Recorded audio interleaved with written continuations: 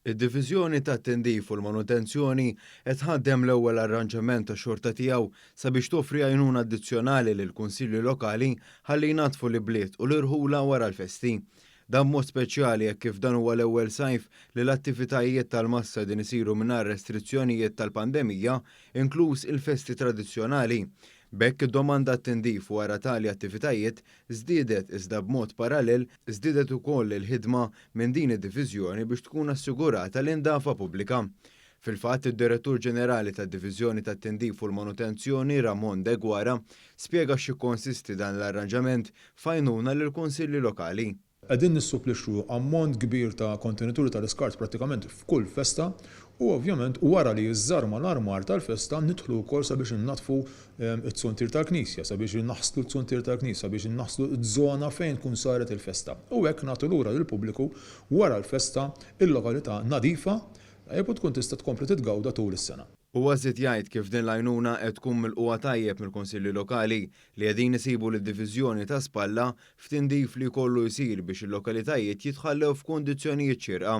Din mhijiex l-unika għajnuna li d-diviżjoni tagħti lill-Kunsilli Lokali matul is-sena, hekk kif b'mod kollettiv 3 miljun euro jkunu investiti f'għajnuna addizzjonali lill-Kunsilli biex tinżamm l-indafa madwar il-pajjiż kollu. Il-ħidma li bħalissa twettaq l-istess diviżjoni tipprepara wkoll l-ewwel xita li ġeneralment tkun waħda fejn volumi kbar ta' ilma jinżlu fi ftit tal-ħin fuq pajjiżna. Ma l-ewwel xita jinġarlek kollox jiġi jinġemalek dan l-iskart fuq l-ispralli tal-ilma tax-xita li jinsabu fit-toroq tagħna ovvjament imbagħad jinbdew jinħolqu l-arar li ma tantx huma ħanejdu hekk tajjeb illi jkollna fit-toroq tagħna.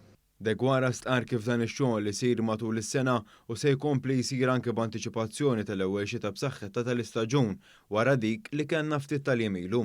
Bekk minkejja li importanti li jitnatfu l-ispralli u l-pajpijiet ta' taħt it-toroq, it-tindif fit-toroq arterjali u distributorji tal-pajjiż huma kruċjali biex ikun evitat li jinġema l-ilma. L-istess jista' jingħata l-indafa fuq il-bajjiet madwar il-pajjiż li huwa importanti li ma jakkumulawx ammonti kbar ta' skart minħabba konsegwenzi diversi.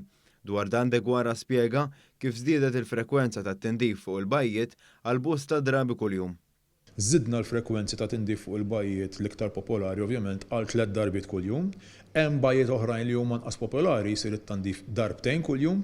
Id-Direttur Ġenerali temm jappella għal responsabilità tal-pubbliku li waqt li jkun qed jirrilassa xorta waħda jirrispetta lil ħaddieħor u jiddisponi mill-iskart tiegħu b'mod adekwat. Ovvjament l-appell huwa għall-pubbliku sabiex jikkopera billi f'dan il-perjodu fejn għandek ħafna nies bil-lif, nies bix-shutdown, ikollok iktar nies li joħorġu tajjeb kemm filgħodu kemm filgħaxija.